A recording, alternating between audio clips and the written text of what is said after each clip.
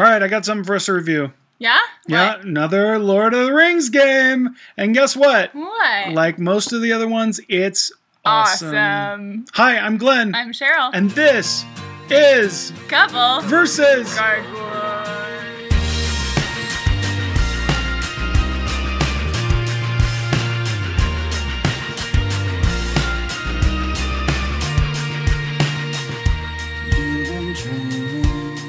We are up to a whole shelf of just Tolkien games. More than a shelf, because we have one other box that's... Oh, that's true.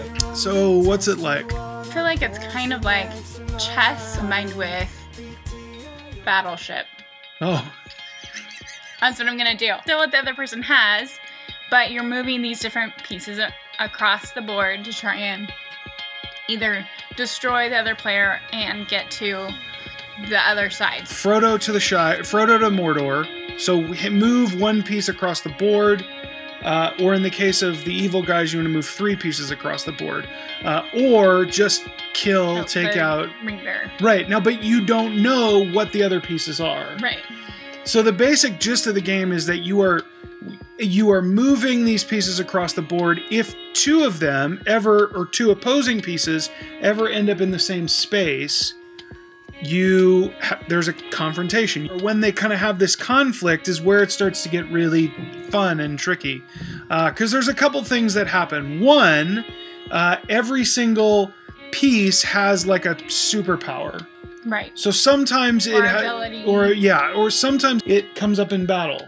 Yeah. Right? Like, so Frodo gets to scurry away. Right. Or Gimli destroys the... Orcs. Yeah. Automatically. Automatically. Done. So even before the conflict begins, you just go, okay, you're done. Right. Then, if you make it to actual combat, right, what happens then is you have a list of cards, and you can play one of those cards. Often they're just a value. So, for example, it's a 1 through 5 or 6, and you play one of those cards, and your rank plus your card is your score, and whoever has the highest one wins. Yeah, and destroys the other player, basically. Right. So generally the shadow player has a higher value, like they have higher valued cards.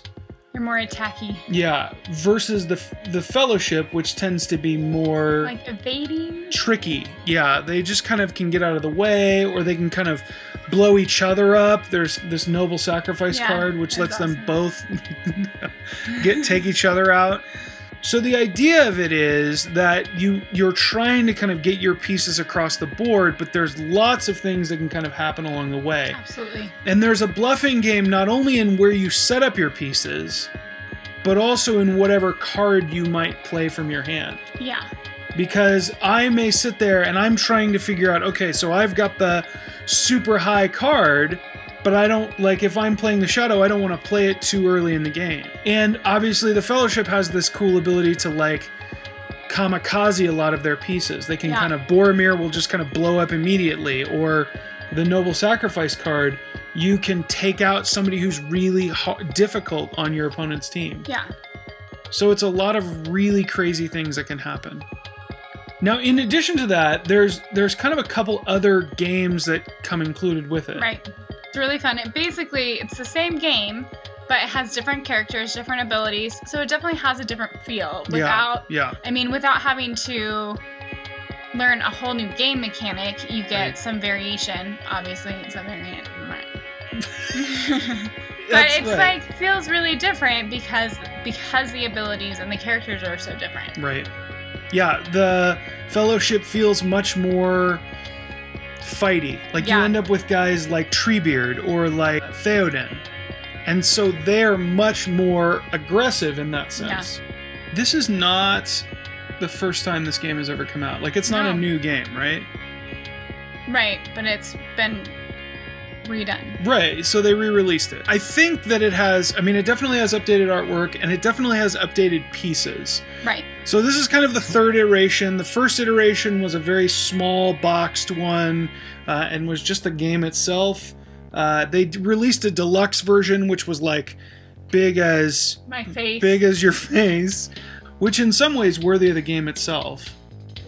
We actually probably ought to take it down a notch. Yeah. So they re-released it in kind of the smaller version with all of the updated pieces. Because they kind of added a lot of new components to the deluxe edition. So that is the short, weird history of Lord of the Rings: The Confrontation. What do you like about Confrontation?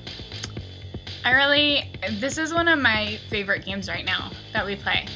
It has a really great speed to it. That's not a really great pace to it. So you can get through a game in 20 minutes, 30 minutes. And I think 30 minutes would be even long. Yeah. Yeah. And, you know, but along with that pacing, it has like really fun strategic play. So, you get a lot out of that 20-minute game, and then you can just play again. I mean, obviously I love the Lord of the Rings theme. Weird. Yeah.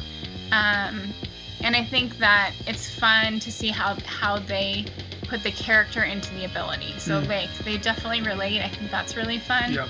I think the artwork is really cool. Like super great artwork. I particularly like the artwork on the variants. Oh yeah. Like every decision matters in this game, and every piece that you move. I think that's why it feels like chess, because every piece that you move matters. Yeah. Losing a piece is really hard to do, but also that's what feels so cool about it, I think. I like that it has the different variant options, because while normally I don't necessarily like games like that, I think a game like this, because you can play without even trying, you could play 10 games in a couple hours. I think having a little bit of variety is really nice. And in addition to that, I think I like that this game you can play the other player a lot. And I suspect that after you've played it with one person a few times, you see what their strategies are, they can see what your strategies are. You start to try and out-bluff each other, trying to reverse psychology them, where you go, okay, I'm going to do this, or I normally do that, and so instead I'm going to do this. But you know that I normally do that, so I'm going to instead do this. But you know that I normally will do this because you do that, and so I'm going to do this instead of doing that. And I think that is so genius. It's so much fun for that reason. And it's just a good size. Yeah. Like it fits on the table easily. There's not a lot of setup. Like it's easy. It's an easy one to take somewhere that, like, if you want to not play games at home, you want to go play games at a coffee shop. It's a good size. It'll fit on most tables, and it's not like this huge setup production. Right.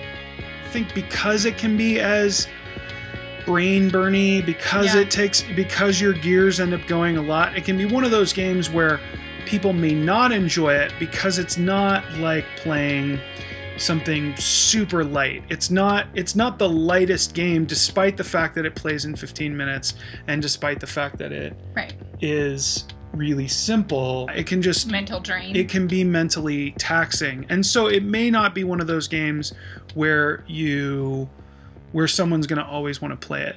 But then again, for that reason, I think it can be, for certain couples or for certain individuals, I think this can be one of those games that's worth grabbing, because it can be something where a gamer really enjoys playing it, and where it's simple enough that somebody else who is not a gamer can also get into it.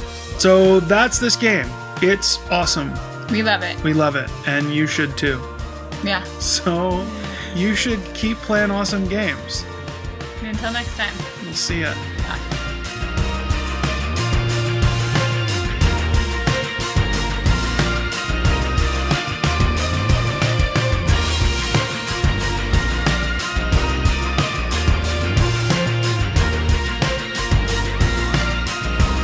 Do it one more time. Yeah.